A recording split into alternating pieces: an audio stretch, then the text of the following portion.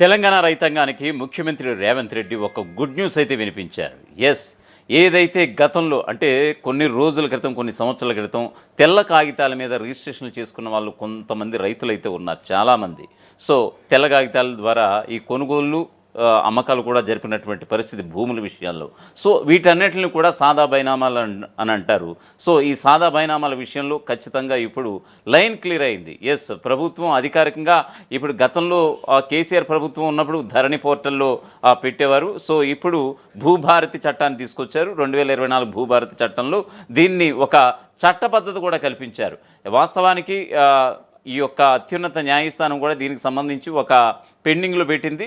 So న్యాయపరమైనటువంటి చిక్కులు కూడా తొలగిపోయాయి.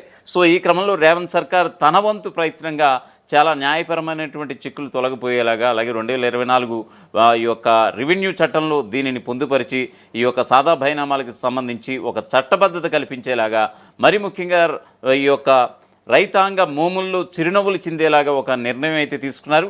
So ఎవరైతే ఉంటారో ఈ సాదా బైనామాలకు సంబంధించి భూములు సాగు చేసుకుంటున్న వారు, అలాగే ఏదైతే అమ్మకానికి సిద్ధంగా ఉన్నాయి చేసుకోవాలి, ఖచ్చితంగా ₹1 తమ ఆ భూమి వల్ల రావాలి అనుకునేటువంటి రైతాంగానికి అయితే ఖచ్చితంగా ఇది ఒక గుడ్ న్యూస్ అనే చెప్పుకోవాలి. ఎందుకంటే తెల్ల కాగితాల మీద చేసుకున్నటువంటి కొన్ని సంతకాలు ఇప్పుడు నవేడేస్ ఇప్పుడు అవి చెల్లుబాటు కావు. కాబట్టి ఖచ్చితంగా ఈ సాదా బైనామాలకి లైన్ క్లియర్ చేసింది రేవంత్ సర్కార్. సో దీనికి సంబంధించి ఒక పూర్తి స్థాయి అప్డేట్ మీకు వినిపించే ప్రయత్నం చేస్తాను. తెలంగాణ రాష్ట్రంలో సాదా బైనామాల క్రమబద్ధీకరణకు ఉన్నటువంటి న్యాయపరమైనటువంటి అడ్డంకులు తొలగిపోయాయి. ముఖ్యమంత్రి రేవంత్ రెడ్డి ప్రభుత్వం దరఖాస్తుల పరిష్కారానికి ఉత్తర్వులు జారీ చేసింది. భూభారతి కార్యక్రమంలో భాగంగా రెవెన్యూ చట్టం 2024లో వీటికి చట్టబద్ధత కల్పించింది ప్రభుత్వం. గతంలో ఉన్నత న్యాయస్థానం తాత్కాలిక ఆదేశాల వల్ల ఆగిపోయినటువంటి ఈ ప్రక్రియ తిరిగి ప్రారంభం కాబోతోంది. ఈ నిర్ణయంతో రాష్ట్ర వ్యాప్తంగా లక్షలాది మంది చిన్న అలాగే సన్నకారు రైతులకు తమ భూమిపై హక్కులు కూడా లభించబోతున్నాయి. తెలంగాణ రాష్ట్రంలో భూముల అమ్మకాలు, కొనుగోళ్ల విషయంలో సాదా బైనామాల క్రమబద్ధీకరణ అనేది లక్షలాది మంది చిన్న సన్నకారు రైతులను ఇబ్బంది పెడుతున్నటువంటి ఒక ప్రధానమైనటువంటి సమస్య.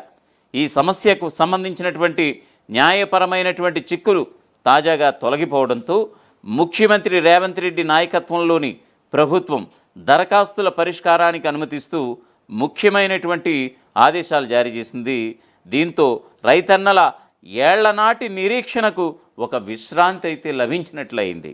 ఎస్, కాంగ్రెస్ ప్రభుత్వం ధరణి వ్యవస్థ స్థానంలో తీసుకురాబోతున్నటువంటి ఈ భూభారతి కార్యక్రమంలో భాగంగా రెవెన్యూ చట్టం 2024లో సాదా బైనామాలకు చట్టబద్ధత కల్పించే అంశాన్ని కూడా చేర్చింది. ఈ నిర్ణయం ద్వారా తెల్ల కాగితాలు లేదా బాండ్ పత్రాలపై మాత్రమే భూమిని కొనుగోలు చేసినటువంటి నిజమైన యజమానులకు మేలు జరగబోతోంది. గతంలో భూముల నమోదు రుసుములు ఎక్కువగా ఉండటం వల్ల పేద రైతులు ఈ పద్ధతినైతే ఆశ్రయించేవారట. దీనివల్ల పట్టాదారు పత్రాలలో ఒకరి పేరు, భూమిపై మరొకరి ఆక్రమణ ఉండడంతో ఎక్కువగా ఈ భూ తగాదాలైతే పెరిగిపోయినటువంటి పరిస్థితి అయితే మనం చూస్తూ వచ్చాం. ఎస్, బీఆర్ఎస్ ప్రభుత్వంలో అంటే 2020 విషయానికి చూసుకుంటే ఈ తగాదాల పరిష్కారం కోసం గత బీఆర్ఎస్ ప్రభుత్వం 2020లో దరఖాస్తులు స్వీకరించినా కూడా ఉన్నత న్యాయస్థానం తాత్కాలిక ఆదేశాల కారణంగా ఈ ప్రక్రియ మొత్తం నిలిచిపోయినటువంటి సందర్భం మనం ఆనాటి నుంచి చూస్తూనే వచ్చాం. తాజాగా ఉన్నత న్యాయస్థానం ఆ ఆదేశాలను రద్దు చేయడంతో సాదా బైనామాలకు పట్టాలు జారీ చేసేందుకు అడ్డంకులు కూడా తొలగిపోయాయి. ఈ నిర్ణయం తెలంగాణ వ్యాప్తంగా పెండింగ్ దరఖాస్తుదారులకు పట్టాలు రాబోతున్నాయి. జగిత్యాల జిల్లాలో మాత్రం 35,010 దరఖాస్తులు ఇప్పటికే పెండింగ్లో ఉన్నట్లుగా ప్రభుత్వ గణాంకాలు సైతం తేటతెల్లం చేస్తున్నాయి.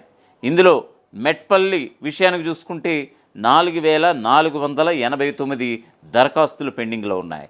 రాయకల్లో చూసుకుంటే కనుక 3,104 దరఖాస్తులు పెండింగ్లో ఉన్నాయి. మల్లాపూర్లో కనుక చూసుకుంటే కనుక 3,025 దరఖాస్తులు ఈ యొక్క పెండింగ్లో ఉన్నాయి. ఇటువంటి ప్రాంతాల్లో ఎక్కువ దరఖాస్తులు ఇప్పటికీ కూడా పెండింగ్లో ఉన్నట్లుగా ప్రభుత్వ గణాంకాల ద్వారా మనకి తేటతెల్లమవుతుంది. రాష్ట్ర వ్యాప్తంగా లక్షలాది సంఖ్యలో ఉన్నటువంటి ఈ పెండింగ్ దరఖాస్తులను పరిష్కరించడం అనేది సీఎం రేవంత్ రెడ్డి ప్రభుత్వంపై ఉన్నటువంటి ఒక పెద్ద బాధ్యత. ఈ చర్యతో రైతులకు తమ భూమిపై హక్కు దక్కడంతో పాటు ప్రభుత్వ పత్రాలలో తమ పేర్లు కూడా నమోదవుతాయి. దీంతో ఎన్నో ఏళ్ల నుంచి ఎదురు చూస్తున్నటువంటి రైతుల కళ నెరవేరినట్లే అవుతుందనేది చాలామంది అభిప్రాయాలు వ్యక్తం చేస్తున్నారు. ఇక తెల్ల కాగితాలపై రాసుకున్నటువంటి భూ కొనుగోలు ఒప్పందాల క్రమబద్ధీకరణకు రాష్ట్ర రెవెన్యూ శాఖ బుధవారం ఒక నోటిఫికేషన్ జారీ చేసింది. 2020 అక్టోబర్ 12 నుంచి అదే ఏడాది నవంబర్ 10 వరకు వచ్చినటువంటి దరఖాస్తులను క్రమబద్ధీకరిస్తామంటూ కూడా ఈ యొక్క తన నివేదికలో పొందుపరిచింది. భూభారతి చట్టం సెక్షన్ 6లోని సబ్సెక్షన్ 1 కింద సాదా బైనామా పత్రాలను క్రమబద్ధీకరించబోతున్నట్లుగా పేర్కొంది. 2024 జూన్ 2కు ముందు భూమి తమ సాగులోనే ఉన్నట్లు సాదా బైనామా పత్రం కలిగినటువంటి పట్టాదారు పాసుపుస్తకం ఆధారంగా దరఖాస్తు చేసుకున్నటువంటి చిన్న సన్నకారు రైతులు క్రమబద్ధీకరణకు అర్హులను కూడా వివరించింది. కనీసం 12 ఏళ్లకు పైగా భూమిని ఆధీనంలో ఉంచుకున్న వారి దరఖాస్తులను క్రమబద్ధీకరిస్తామంటూ కూడా తెలిపింది. దీని ప్రకారం రాష్ట్రంలో 9.80 లక్షల దరఖాస్తులకు మోక్షం లభించే అవకాశం ఉంది. అంటే సుమారుగా 10 లక్షల దరఖాస్తులు ఈ యొక్క రాష్ట్ర వ్యాప్తంగా సాదా బైనామాలకు సంబంధించి పెండింగ్లో ఉన్నటువంటి పరిస్థితి. సో గత చట్టంతో న్యాయ వివాదం అనే విషయానికి చూసుకుంటే రాష్ట్రంలో పట్టణాలు మినహా ఇతర చోట్ల 2014 జూన్ 2వ తేదీకి ముందు జరిగినటువంటి సాదా బైనామాలను 2016లో అప్పటి రాష్ట్ర ప్రభుత్వం క్రమబద్ధీకరించింది. 2020లో మరోమారు దరఖాస్తులను ఆహ్వానించింది.